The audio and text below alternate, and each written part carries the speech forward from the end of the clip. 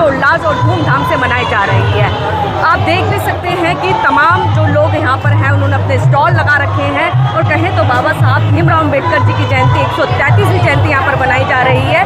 हम दिखा दें बैनर पे SPI SC ST employers welfare association द्वारा जो है यहाँ पर हर साल प्रोग्राम किया जाता है, बाबा साहब की जयंती मनाई जाती है। हमारे साथ जो है सर जुड़ चुके हैं, जे भगवान बोध जी जनरल सेक्रेटरी हैं। सर आज भी जो है बाबा साहब भीमराव अम्बेडकर जी की जयंती बड़े ही धूमधाम से मनाई जा रही है, क्या कुछ कहना चाहेंगे? पहले तो आपका बहुत बहुत धन्यवाद जो आपकी टीम मिसिस सोनी पहुंची है यहाँ पे बाबा साहब की जयंती को कवर करने के लिए जी। और आज की जो जयंती है आप देख पा रहे हैं कि संसद मार्ग पूरा फुल है सुबह 8 बजे से, और जितने भी सरकारी संस्थान हैं उनके सभी एसोसिएशन ने अपना पंडाल लगा के और लोगों को फैसिलिटेट करने का इंतज़ाम किया हुआ है। हम लोगों ने भी 10,000 श्रद्धालुओं के लिए अपनी व्यवस्था रखी है प्रसाद की, और साथ में बाबा साहब की जीवनी जो है वो हम आम जनता को निःशुल्क दे रहे हैं जी। और मैं मानता हूँ कि इस तरह के कार्यक्रम से आम जनता में एक क्रांति आएगी। सर बात करें बाबा साहब भीमराव अम्बेडकर जी की जयंती जो है वो कहा जाता है कि मतलब SC ST OBC ही मनाते हैं और लोग तो, मेरा आप क्वेश्चन समझ रहे होंगे सर, तो उन लोगों के लिए क्या जवाब है सर? देखिएगा बाबा साहब ने ठीक है एक काम किया, SC ST OBC या जो भी मुख्य धारा से जो लोग दूर थे जी उनको हक अधिकार बराबर के दिए, लेकिन बाबा साहब से तो उन लोगों को भी फायदा हो रहा है जो बाबा साहब का विरोध कर रहे करते हैं जी।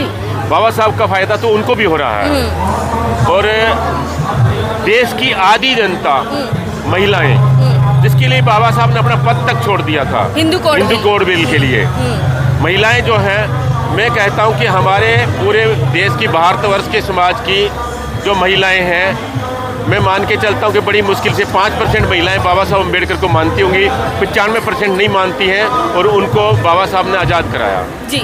तो उन लोगों के लिए क्या संदेश है जो इस टाइप की जो हरकतें करते हैं और लगातार आप TV चैनल्स पे भी देखते हैं कि आज बाबा साहब की वहाँ मूर्ति तोड़ दी गई, वहाँ उनकी प्रतिमा को जला दिया गया, संविधान को जला तक दिया जाता है, उन लोगों के लिए क्या? कुछ लोग जो पुरानी मानसिकता के हैं, मनुवादी मानसिकता के लोग हैं, उन लोगों को डॉक्टर बाबा साहब अम्बेडकर की प्रतिमा से बहुत डर लगता है जी।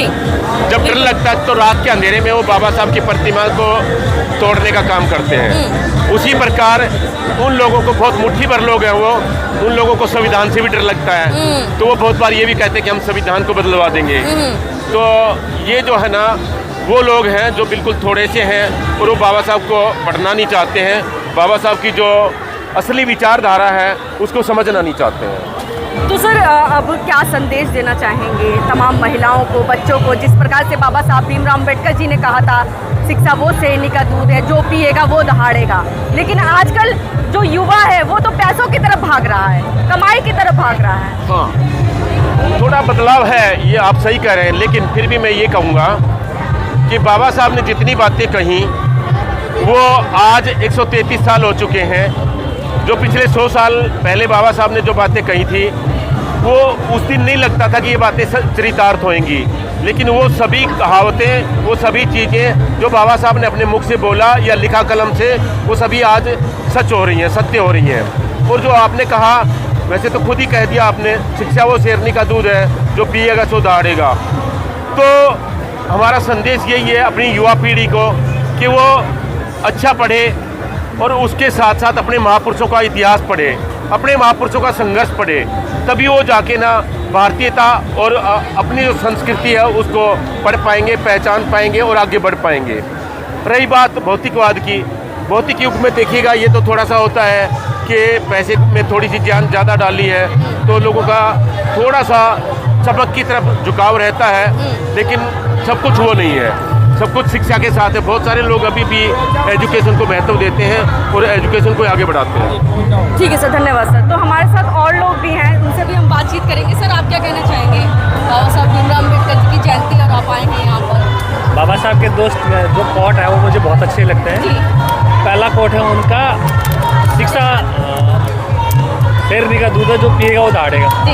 और दूसरा उनका जो सबसे अच्छा कोट मुझे अच्छा लगता है, आपके पाँव में चप्पल हो या ना हो, लेकिन हाथ में किताब होनी चाहिए। बिल्कुल बिल्कुल। तो सर ने जिस प्रकार से ये बताया कि आपके पैर में चप्पल हो ना हो, हाथ में किताब होनी चाहिए, क्योंकि किताब यानी कि शिक्षा वो शेरनी का दूध है, जो पिएगा वो दहाड़ेगा। तो आप देख सकते हैं यहाँ पर तमाम लोग यहाँ पर एकजुट हैं। यहाँ पर बच्चे ही नहीं, बूढ़े ही नहीं, तमाम लोग यहाँ पर आए हुए हैं। महिलाएं तो कहें तो महिलाओं की संख्या जो है दिन प्रतिदिन बढ़ती जा रही है। ऐसे समारोह में, ऐसे जो प्रोग्राम्स होते हैं उनमें लोग अपने, पहले पुरुष ही आते थे लेकिन अब महिलाओं को भी लेकर के बढ़ चढ़कर हिस्सा लेती हैं महिलाएं इन प्रोग्रामों में आने के लिए। ज़्यादा से ज़्यादा लोगों को एकजुट कीजिए, संगठित कीजिए और पढ़ाई की ओर अग्रसर कीजिए।